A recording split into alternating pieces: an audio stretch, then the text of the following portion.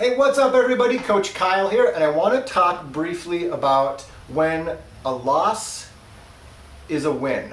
And the reason I bring this up is because I had a call yesterday or the day before with a runner, and he randomly just he Googled for running coaches.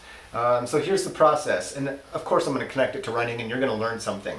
But he has become frustrated with his training, with his lack of improvement, with his recent running. He doesn't really know what to do or how to go about doing it. And so one of the best ways to improve as a runner is to change something. And bringing in a running coach as a partner to help you is a great new stimulus to figure out what's working and what's not working.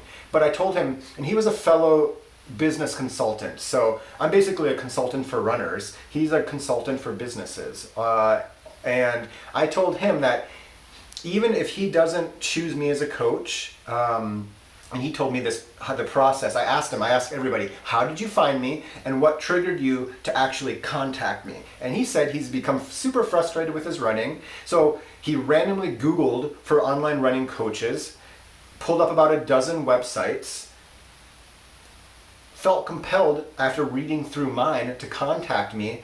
We scheduled a call and we had a really great, 30, 45 minute chat. So even if he doesn't choose me as a coach, and he had 3 calls, one was a dud. Our call, he said, and I agreed, it went super great. We could have sat down and had a beer together and just chatted about running for an hour.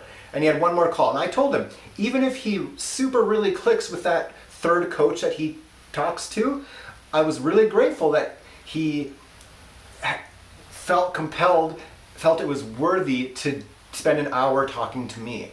And for me, it's a win, even if he doesn't hire me as a coach, because I made it through the Google search. I was one of the 10, 12 websites that he found through his Google search.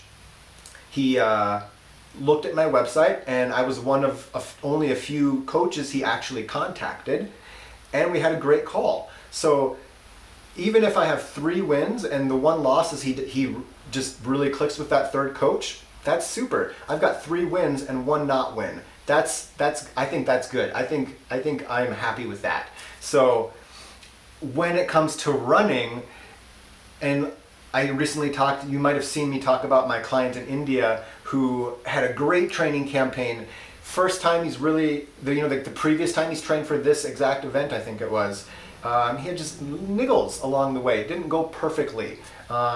This training campaign went pretty good. It went really well. The race just didn't go perfectly. And he had an A goal, which would have taken perfect weather, running, not having a super crowded first 5K or whatever, and it just didn't happen.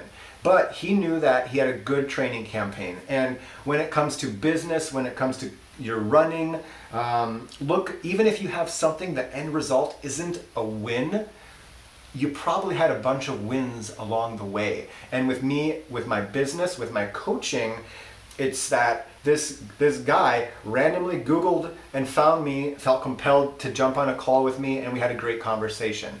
With your training, maybe you had, like with me, and I missed my Boston, I qualified for Boston, but I didn't make the cutoff. I still had a really great training campaign, and I'm stronger now than I was a year ago.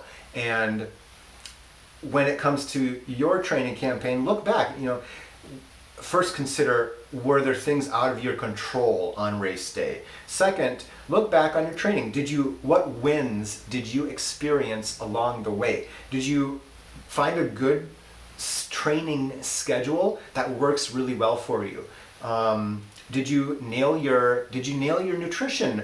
Did you figure out your gear during training? What did you learn? What did you improve upon during training, even though the race didn't go perfectly? Look for wins along the way. You can make a win out of a poor event. And if you did frack up the event, use it as a learning experience. So just keep in mind that a single result is not the goal. I hope that even if we're signing up for races, like me, I sometimes feel like I sign up for the race just to have almost an excuse to train.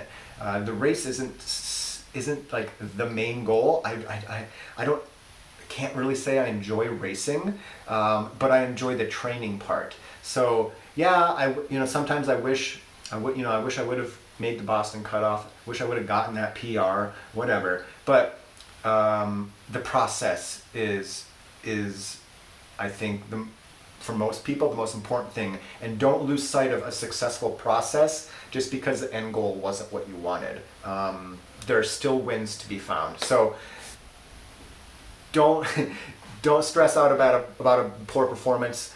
Be happy for the good process that you made along the way. And if your process wasn't good, use that as learning experience and motivation to do better next time. And if you need help doing better next time, you know where to find me. So as always, I'm Coach Kyle. You keep running and I'm going to keep coaching.